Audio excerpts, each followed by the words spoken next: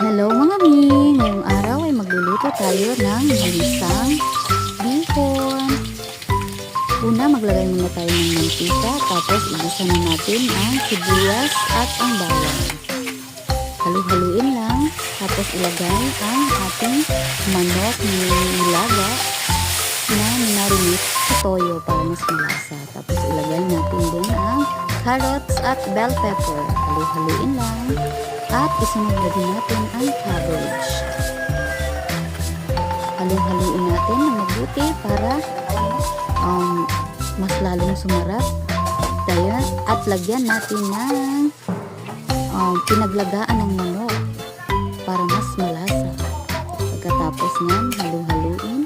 At kung parang luto na or malapit na maluto ang ating mga sangkap, lagyan din natin ng more chicken cube.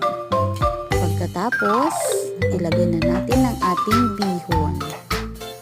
Para mas madali ang bihon na maluto, ating ibaban muna sa tubig. Ayan, nalagay ko na ang bihon. Tapos, lagyan natin ng pampalasa, asin, paminta, tapos halu-haluin ulit. Halu-haluin para magbalanse ang lasa. Tapos lalagyan natin ng oyster sauce. Depende kung ilan ang dami ng kinakailangan natin. Didepende rin ito kung gaano kadami ang bihon na niluluto natin. Halu-haluin. Mekos-mekos ng mekos-mekos.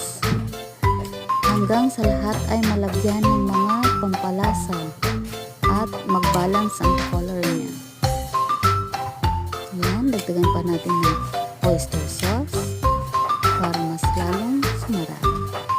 Ayan mga mi, luto na. Salamat sa panonood. Bye-bye! Don't forget to like and subscribe.